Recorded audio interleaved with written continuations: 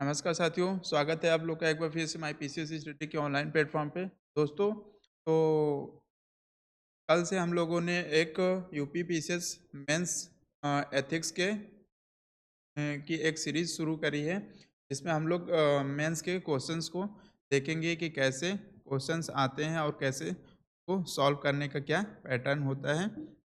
और उसी तो चलिए, कल हम लोगों ने 2 क्वेश्चंस देखा था, और आज हम लोग नेक्स्ट क्वेश्चन यहाँ पे देखेंगे। तो यहाँ पे दूसरा क्वेश्चन हम लोगों का क्या है कि enumerate the decisive factor behind moral attitude.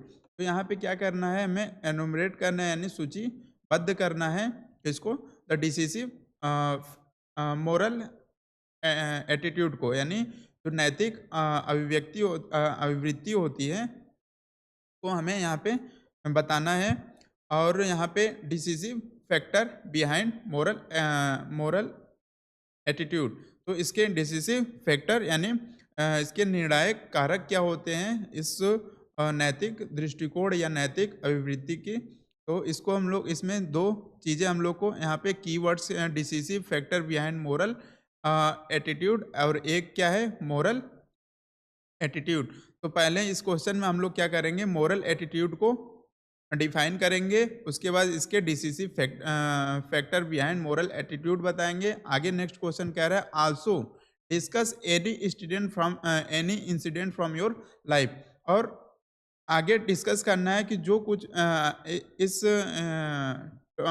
पे डिस्कस करना है कि any incident from your life, कुछ ऐसा इंसिडेंट हुआ हो आपके लाइफ में where you brought about a change in someone attitude, कि आप उसके उस व्यक्ति के कोई भी महिला पुरुष कोई भी व्यक्ति, उस व्यक्ति के अंदर आप एटीट्यूड उसके चेंज ला पाए कि नहीं। और around an important social issue, और इसमें हमें बताना है अराउंड की इसके सोशल इशू के बारे में ही। तो और इसमें हम लोग का तीसरा रहेगा इसी अपने जो इंसिडेंट के बारे में, फ्रॉम आवर योर लाइफ या आवर लाइफ। इसमें अपनी अपनी राय, यहाँ पे हम लोग को जो भी इंसिडेंट हुआ होगा इससे मॉरल एटीट्यूड चेंज के बारे में, तो उससे हमने यहाँ पे लिखना होगा। तो यानी इस क्वेश्चन के 3 पैरा होंगे। पहले में हम लोग इसकी भूमिका यानी मॉरल एटीट्यूड क्या होता है उसको बताएंगे, दूसरे में decisive factor behind moral attitude, और तीसरे में इंसिडेंट फ्रॉम योर लाइफ।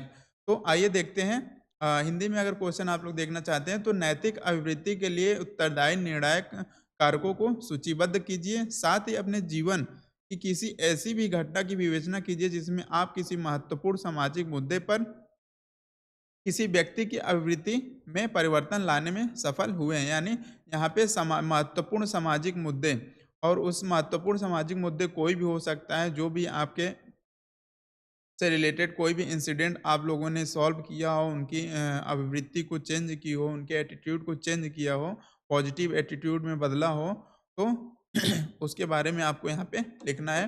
तो आइए देखते हैं क्या है। पहले हम लोग यहाँ पे डिफाइन करेंगे मोरल एटीट्यूड को। तो moral attitude refer to the tendency to evaluate things in a certain way based on rightness और रॉन्गनेस ऑफ द एक्शन। तो यहाँ पे ये कह रहा है कि इसका क्या तात्पर्य है मोरल एटीट्यूड का, कि किसी कार्य को सही या गलत के आधार पर चीज़ों का जो मूल्यांकन करने की प्रवृत्ति है उसी को क्या कहते हैं, मोरल एटीट्यूड। तो जो राइटनेस और रॉन्गनेस ऑफ द एक्शंस होता है, गलत के आधार पर जो चीज़ों को हम लोग मूल्यांकन करते हैं उसको करने की प्रवृत्ति को ही क्या कहते हैं, मोरल एटीट्यूड कहते हैं।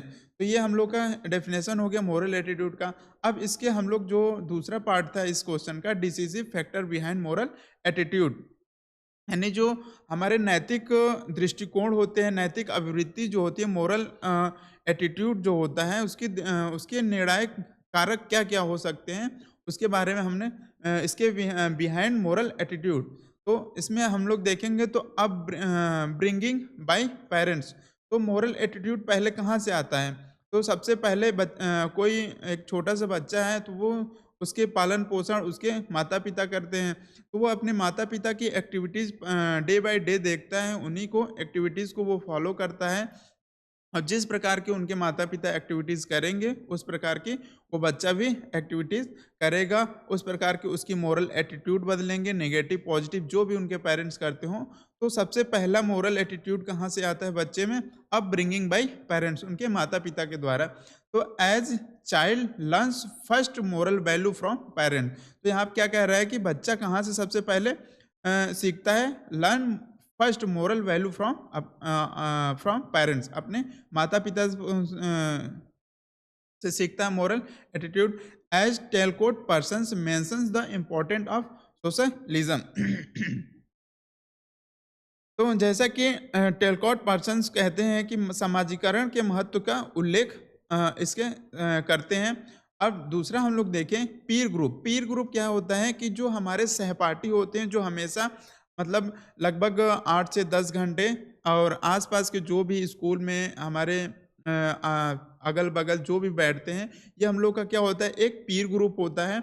उस पीर ग्रुप में कैसी किस प्रकार की एक्टिविटीज़ चल रही है, अगर कोई एक नया बच्चा जाता किसी ग्रुप में ज्वाइन करता है और तो जैसे यहाँ पे लिखा हुआ our company determine our moral attitude. तो हमारे जो पीर ग्रुप होता है, हमारे जो ग्रुप होता है, आवर कंपनी जो होती है डिटरमाइन आवर मोरल एटीट्यूड, आपके मोरल एटीट्यूड को क्या करती है यहाँ पे? Our company determine our moral attitude. तो यही हमारे मोरल एटीट्यूड को डिटरमाइन करती है। अ, अगर एग्जांपल के लिए देखें कि हमारे ग्रुप में हम नए-नए उस ग्रुप में गए हैं, अगर और when our friend make fun of a poor boy, एक गरीब बच्चा रोड पे जा रहा है और आपके फ्रेंड उसके मजाक उड़ा रहे हैं, we see it as legitimate, और उसको हम लोग देखते हैं और तो उसमें उसको हम क्या करते हैं, लेजिटमेट, यानी उसको हम उस ग्रुप में हैं तो उसको हम जायज़ समझेंगे और फिर नेक्स्ट क्या करेंगे, ऐसे ही काम करेंगे। तो ये हमारी क्या होगी, एक नेगेटिव मोरल एटीट्यूड हो गया। इसको हमें तो डिसिसिव, इसमें मोरल एटीट्यूड क्या करता है, काम करता है। इसके decisive factor behind moral attitude क्या होते हैं, हमारे पेरेंट्स सबसे पहले, फिर पीर ग्रुप होता है, लॉ तीसरा, लॉ कानून जो होता है, debtor deterrence against immoral activities.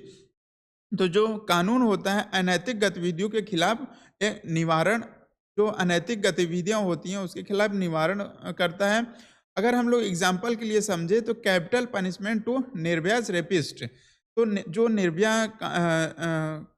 Incident हुआ था निर्भया को, तो निर्भया के जो रेपिस्ट को जो मृत्यु दंड दी गई थी, तो ये एक सकारात्मक संदेश भेजता है।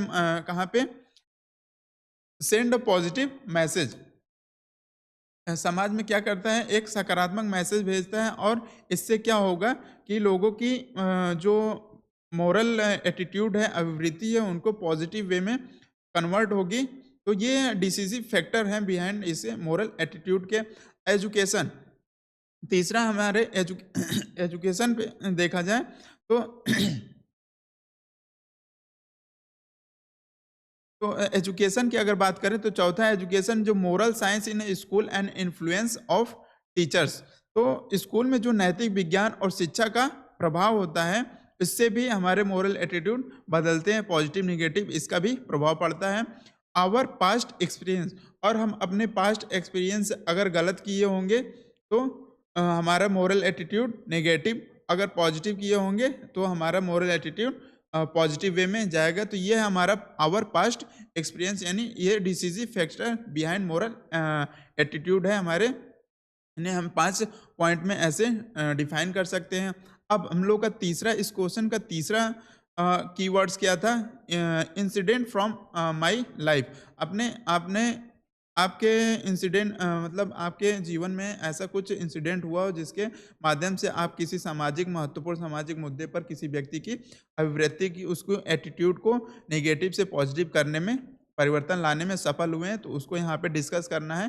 तो आप इसकी जगह आप अपने अपने अपने लोग को रख सकते हैं वहाँ पे, जो भी आपने पॉजिटिव महत्वपूर्ण सोशल इशू पे आपने कार्य किया हो, उसको पॉजिटिव मोरल एटीट्यूड चेंज किया हो किसी व्यक्ति का, तो वहाँ पे आप लोग लिख सकते हैं। यहाँ पे हमने एक एग्जांपल लिया है, जैसे मैंने अपना एग्जांपल लिया, my made Rita aunty had one debtor, तो डाटर, तो हमारी जहाँ जो मेड आती हैं उनकी एक बच्ची है 16 साल की, एंड सन 22 ईयर, और उनका एक बच्चा है 12 साल का। I came to know that she was searching room for her daughter Poonam.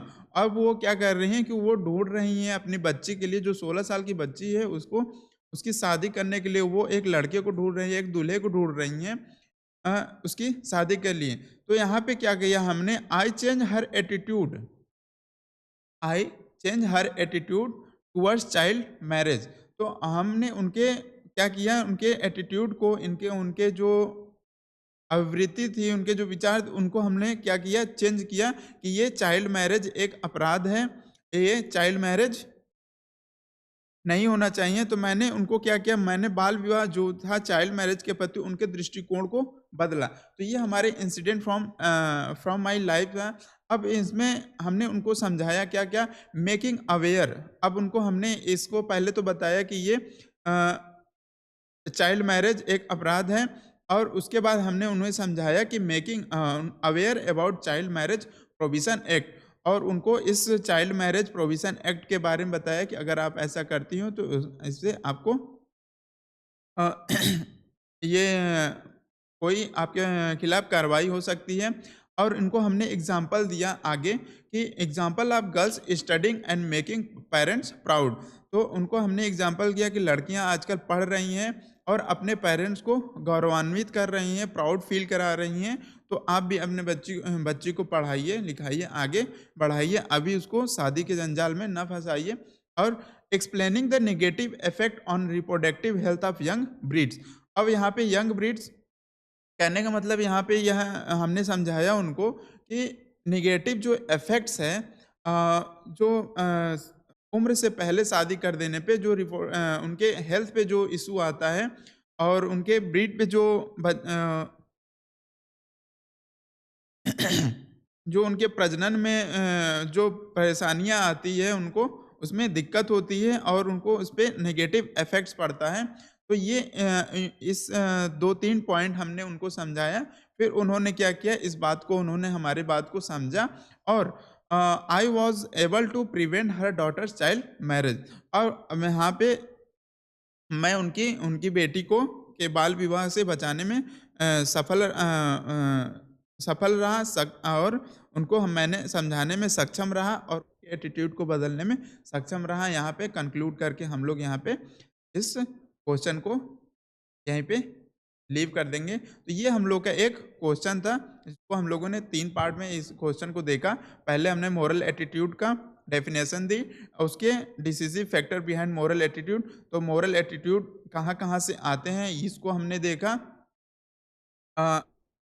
Thinking by parent, पहले पेरेंट से, फिर पीर ग्रुप से, लॉ कानून से, और एजुकेशन जो हमें मिलती है उससे, जो मोरल साइंस, और इन स्कूल इन्फ्लुएंस जो टीचर हमें बताते हैं उससे, और आवर पास्ट एक्सपीरियंस से, अपने जो पास्ट में जो हमें हमें एक्सपीरियंस मिला है उससे हम अपना, हाँ, अपने मोरल एटीट्यूड को चेंज कर सकते हैं, बदल सकते हैं, और इसका क्या प्रभाव होता है देख सकते हैं। और इंसिडेंट फ्रॉम माय लाइफ इसने हमें बताया, ऐसे ही आप लोग अपना भी बता सकते हैं। नेक्स्ट क्वेश्चन देखते हैं, क्वेश्चन नंबर 2 क्या कह रहा है, highlighting highlighting the importance of whistle blowing in an organisation. Whistle blowing क्या है, एक ये विस्टल ब्लोइंग अगर शुद्ध हिंदी हम लोग देखें तो ये मुखबिर मुखबिर जो होते हैं उनको उनकी इंग्लिश है whistle blowing in an organisation, किसी ऑर्गेनाइजेशन में discuss the systematic factor that determine whether person would become a whistle blower. तो इसमें किसी ऑर्गेनाइजेशन में ऐसा कोई व्यक्ति है, मुखबिर टाइप का व्यक्ति है, और उसके discuss the systematic factor that determine whether a person would become a विस्टर blower, और वो कौन से फैक्टर्स हैं जो उससे उस व्यक्ति को विस्टर ब्लोअर बनाएंगे। तो इसमें इसी चीज़ के लिए हमें चर्चा करनी है और बताना है। तो इसमें हम लोग पहले तो सबसे देखेंगे, पहले हम लोग इसमें इसमें इस क्वेश्चन में भी इस क्वेश्चन का 3 पार्ट है। पहले हम लोग व्हिस्टल ब्लोवर क्या होता है, ब्लोइंग क्या होता है, इसको हम लोग इसकी डेफिनेशन देंगे। उसके बाद इम्पोर्टेंस ऑफ व्हिस्टल ब्लोइंग, जो इम्पोर्टेंस है बताएँगे कि व्हिस्टल ब्लोइंग की क्या इम्पोर्टेंस है किसी भी ऑर्गेनाइजेशन में, किसी भी संस्था में, किसी भी संगठन में। व्हिस्टल ब्लोइंग किस प्रकार की भूमिका इसकी मुखबिर की भूमिका नेगेटिव वे में भी हो सकती है, पॉजिटिव वे में भी हो सकती है। नेगेटिव वे में अगर हम लोग देखें तो नेगेटिव वे की बात करें तो वो जो हमारे कंपनी के जो संगठन है, हमारे जो इम्पोर्टेंट जो भी इंफॉर्मेशन है, वो किसी अन्य कंपनी को या किसी अन्य जो जिससे उस इस कंपनी को, जिस कंपनी में रह रहा है उसकी कंपनी को डिक्लाइन होगा, और दूसरी की कंपनी को जिससे ये बताएगा, इंफॉर्मेशन देगा, उसके फ़ायदा होगा। तो ये नेगेटिव हो जाएगा। पॉजिटिव वे में क्या है कि कुछ उस कंपनी में, उस संगठन में कुछ गलत कार्य हो रहे हों, कुछ एम्प्लॉयी के साथ गलत हो रहा है, तो उस चीज़ को ये बाहर इन्फॉर्मेशन की तरह बाहर ले आए और लोगों में जागरूक दिखाए, बताएँ। तो ये 2 प्रकार के विश्व ब्लोइंग हो सकते हैं। इसको हम लोग इस यही चीज़ को हमें देखना है यहाँ पे। तो आइए हम लोग व्हिस्टल ब्लोअर की डेफिनेशन में देखते हैं क्या है। The practice of whistle blowing refer to highlighting the negative and illegal practice going with in an organisation which are not in notice of government.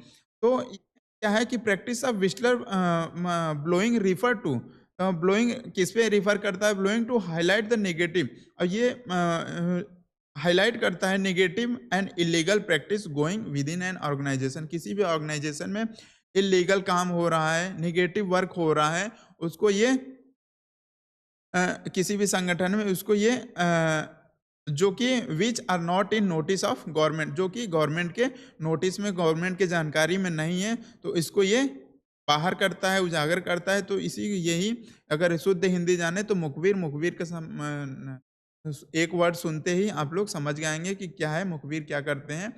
तो यहाँ पे व्हिस्टल ब्लोइंग इसकी डेफिनेशन होगी। अब हम लोग देखेंगे इंपॉर्टेंस ऑफ व्हिस्टल ब्लोइंग। अभी हमने आपको बताया नेगेटिव इम्पैक्ट भी, पॉजिटिव इम्पैक्ट भी। यहाँ पे हम लोग पॉजिटिव इम्पैक्ट में देखेंगे इंपॉर्टेंस ऑफ व्हिस्टल ब्लोइंग क्या होता है, कि इम्पोर्टेंस क्या है मुखबिर की किसी भी कंपनी में इम्पोर्टेंस क्या है गवर्नमेंट के लिए। यहाँ पे हम लोग जब क्वेश्चन सॉल्व करेंगे तो ये इतना ध्यान में रखेंगे कि हमें गवर्नमेंट से रिलेटेड ही झुकाव में होना चाहिए। तो यहाँ पे पहला हम लोग देख रहे हैं कि transparency about the internal functioning. तो ये जो मुखबिर है, इस क्या करेगा कि जो ट्रांसपेरेंसी है, पारदर्शिता है, जो इंटरनल वर्किंग, इंटरनल फंक्शनिंग की आंतरिक जो काम-काज के बारे में पारदर्शिता है, उसको ये बाहर ले आएगा, बताएगा। तो इसमें ये व्हिस्टल ब्लोइंग बॉय की ये एक इम्पोर्टेंस है।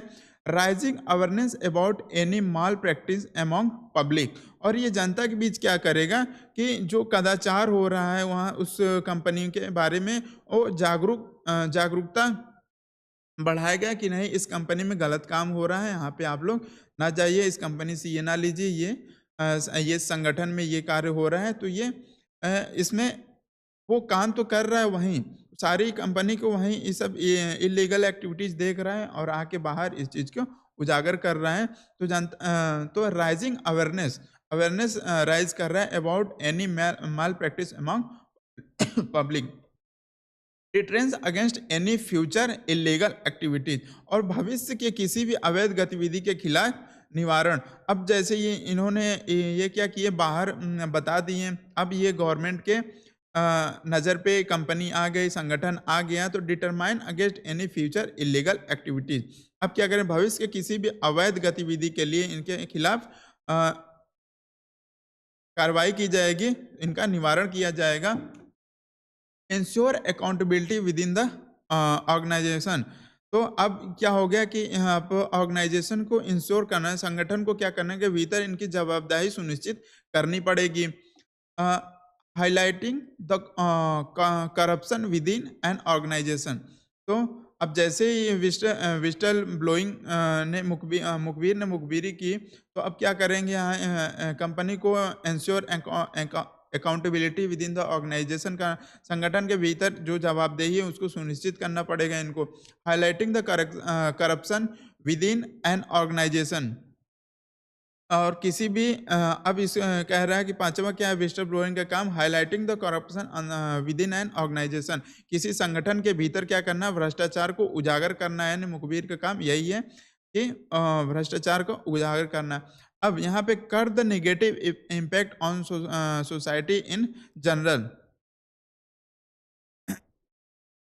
अब इसमें जो समाज में जो नेगेटिव इम्पैक्ट पड़ते हैं, प्रभाव पड़ते हैं, नकारात्मक नेगेटिव इम्पैक्ट पड़ते हैं, उसको कम करेगा ये। अगर एग्जांपल से समझे हम लोग, तो whistler who highlight the risk less loan giving by a bank can prevent the crisis of scale of PNB Nirav Modi scam. अगर यहाँ पे हम बात कर रहे हैं एग्जांपल के लिए, कि मुखबिर जो है, जो बैंक द्वारा दिए जा रहे लापरवाह ऋण, जो है कि loan giving by a bank can prevent the crisis of scale. जो बिना किसी कागज के, बिना किसी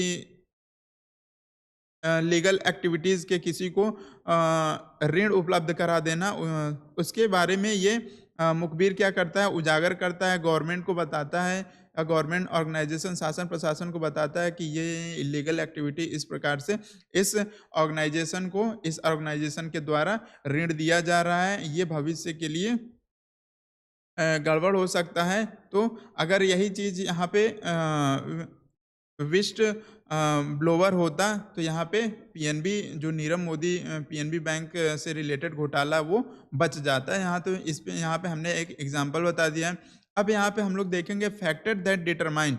अब ये फैक्टर जो है, जो यहाँ पे हम लोग क्वेश्चन देखेंगे कि discuss the systematic factor that determine whether a person would become विस्टलर।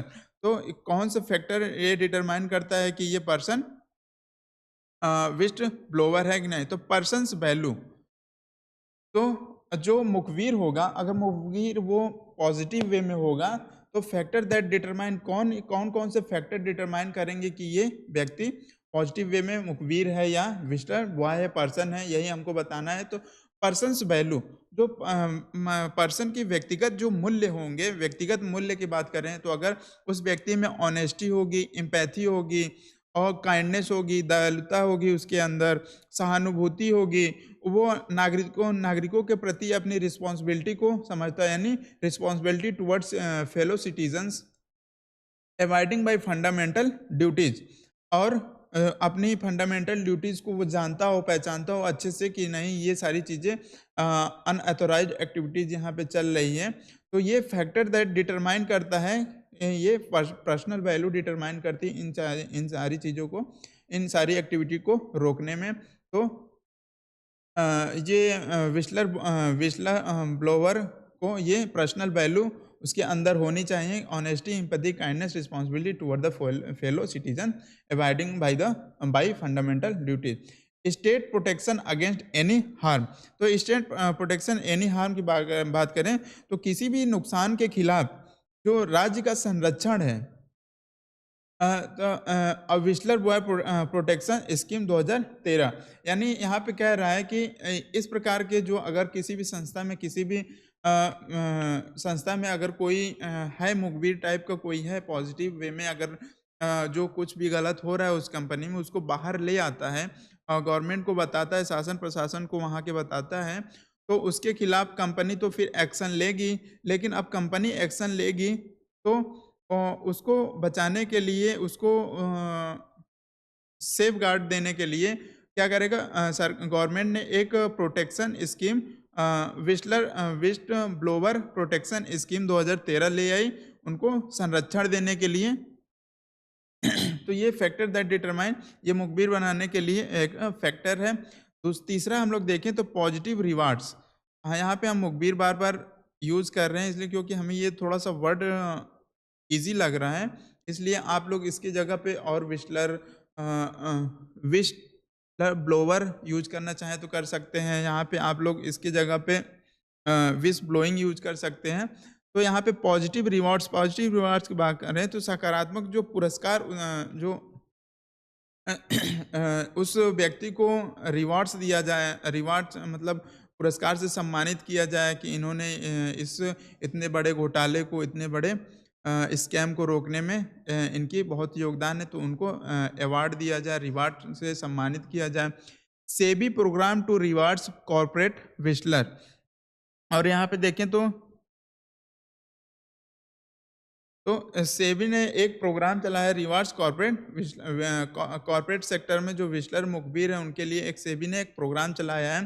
चौथा अगर हम लोग देखें तो precedents an incident like killing of Vineet Narayan deter a person, state must ensure that privacy of whistlers maintained. He must be saved against any threat to his family lives.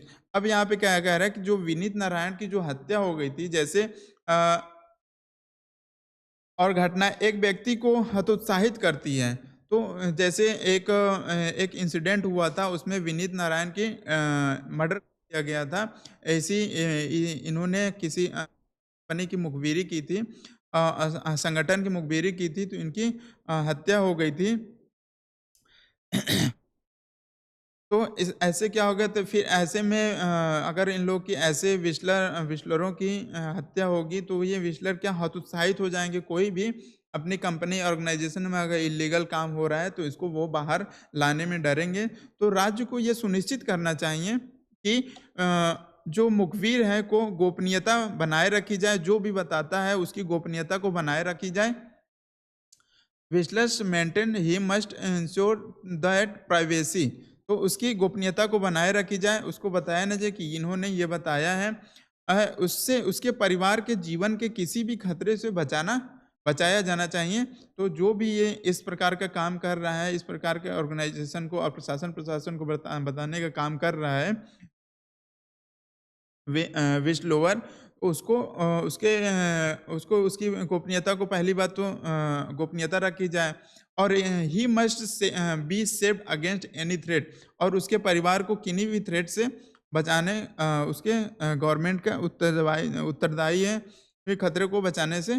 ठीक है, तो इस प्रकार हम लोगों ने इस 2 क्वेश्चनों को देखा। नेक्स्ट अब हम लोग आगे इसी प्रकार दूसरे क्वेश्चनों को देखेंगे। तीसरा, transparent governance promises an accountable state, but a balance such has to be achieved between disclosure requirement and administrative privileging for efficient governance। Discuss 151 में करना है, 10 नंबर का। नेक्स्ट वीडियो में इसको हम लोग देखेंगे 2 क्वेश्चन और चलिए तब तक के लिए धन्यवाद।